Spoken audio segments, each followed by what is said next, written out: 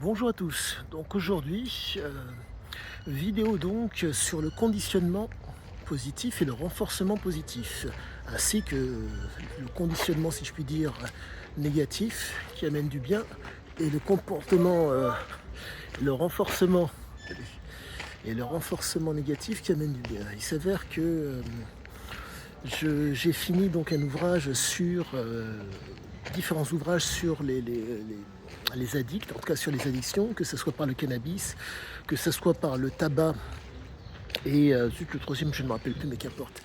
Quoi qu'il en soit, tous ces ouvrages me font comprendre que le conditionnement est fonction de ce qu'on appelle mésusage.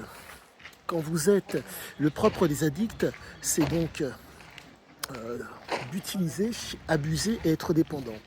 Donc il faut, pour pouvoir réussir à sortir ou à casser malheureusement cette spirale, soit une approche d'ordre psychologique, soit une approche d'ordre physiologique. Donc thérapie psychologique ou thérapie,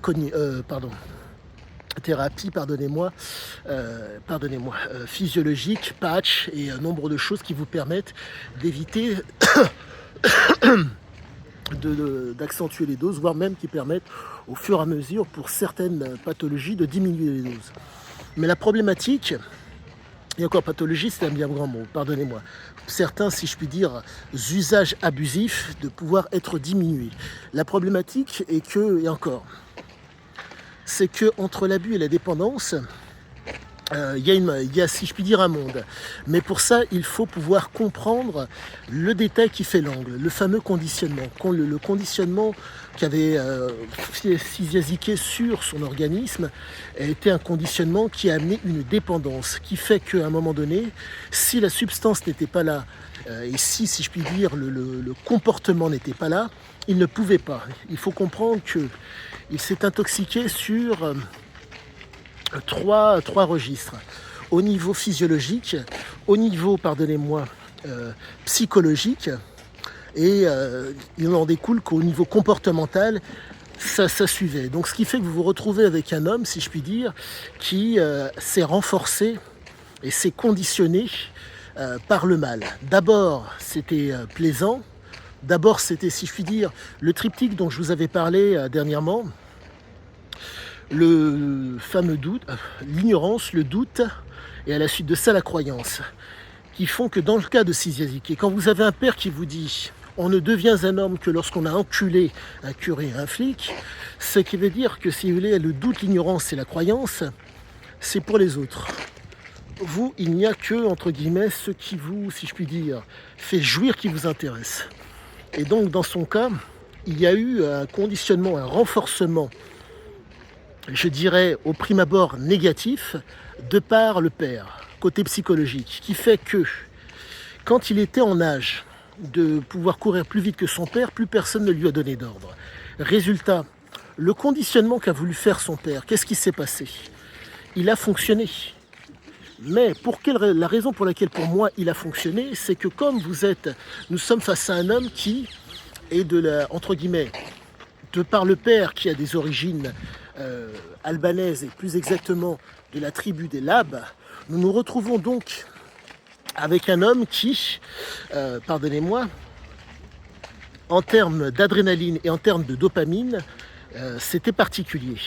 Pour la faire simple, l'adrénaline, si je puis dire, est le starter. En un mot, de par le fait que Csikszentmihalyi est né en 49, nombre de choses se voyaient dans cette période au Maroc. Nombre de choses, on pouvait les percevoir ou les voir, mais on n'était pas impacté, si je puis dire. Ça ne mettait pas en alerte. Pour résumer la chose, quand vous voyez, aujourd'hui, nous sommes dans le fast, nous sommes dans le luxe. Pour peu que vous voyez un Maccabée dans la rue, où il y a peut-être moyen d'être plus ou moins choqué par ce que vous allez voir. Mais dans le cas de Csikszentmihalyi, de par les antécédents parentaux, la mère gréco-libanaise, le père albanais, vous vous retrouvez donc avec, faut le savoir, les Turcs sont restés 4 siècles là-bas. Mais au-delà de ça, il faut voir la conformation du pays. Le pays, l'Albanie est un pays montagneux. Il faudra que je me paye une carte pour voir comment est Veïs. Mais le village natal du père. Mais pour vous la faire courte, Le fait d'être en montagne fait que pour pouvoir, comment vous dire, ce sont des gens qui sont indépendants, qui sont autonomes, pardon, mais qui parfois refusent d'être dépendants. Et force est de constater que, je reprends l'adage que je vous dis de façon assez récurrente, une cellule une cellule dans un réseau qui est autonome est forte. Si elle est indépendante du réseau, elle explose. Donc pour faire simple, quand la cellule est petite et qu'elle est autonome, ça va. Mais quand elle va prendre de l'ampleur, si elle ne trouve pas le moyen de faire en sorte qu'il y ait des dépendances avec, avec la cellule, elle risque d'exploser. Et donc force est de constater que les Albanais sont comme cela. Et quand vous voyez ce qu'on appelle la poudrière balkanique, la poudrière des Balkans, tout s'explique. Au niveau, les interactions entre les uns et les autres s'expliquent d'autant plus. Et là, si je puis dire, le comportement ziké découle de cela.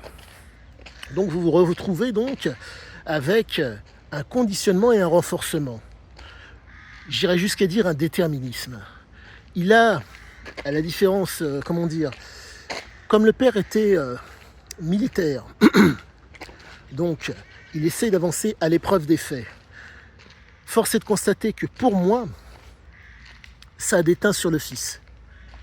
Lui, le fils, il avançait à l'épreuve des faits. En un mot, je reprends les propos du père. On ne devient un homme que lorsqu'on a enculé un curé et un flic.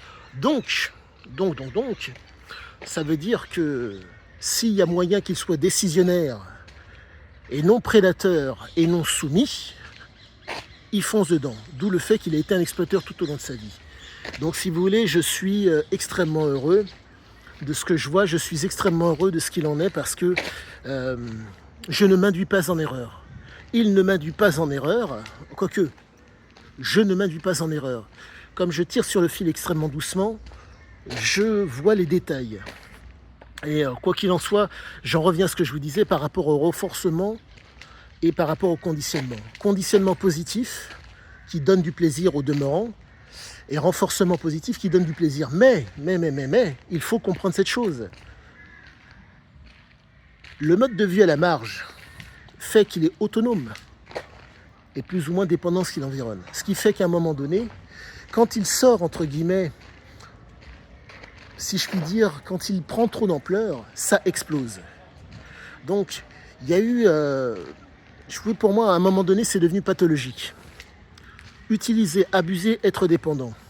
Vous pouvez abuser durant une soirée et que ça peut causer un problème et court, moyen, voire long-termiste.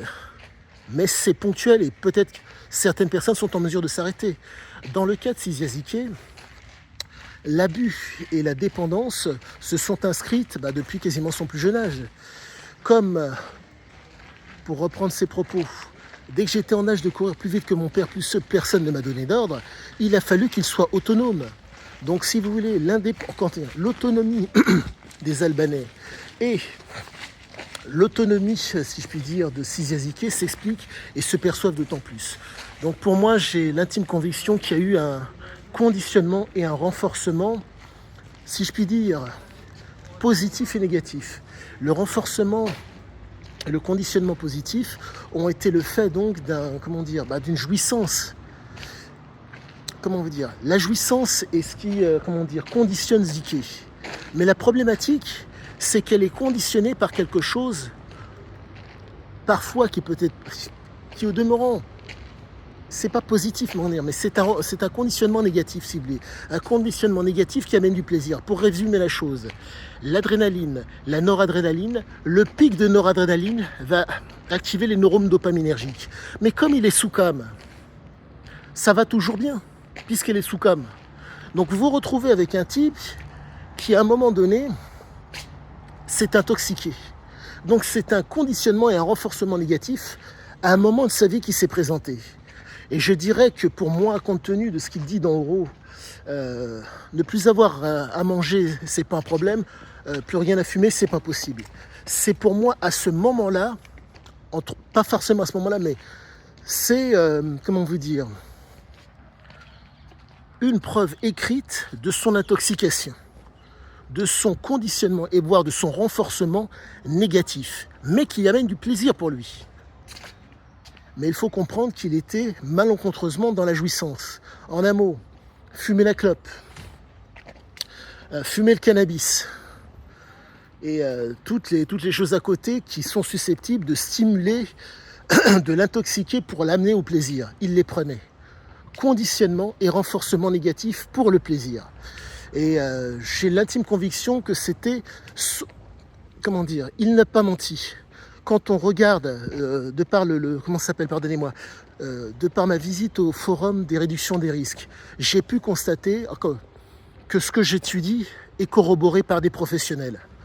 Donc voilà ce qu'il en est. Aujourd'hui, mon objectif, pour d'autant mieux comprendre Ziké et être dans la maîtrise de mon sujet, et encore, dans la compréhension, voire dans la commande de... Je ne veux pas pratiquer la drogue, point barre. Mais je veux à tout prix m'instruire. Donc je vais aller jusqu'au bout de la démarche pour mon instruction, pour votre information et pour mon plaisir. Quoi qu'il en soit, le fameux pouce, abonnez-vous. À bientôt!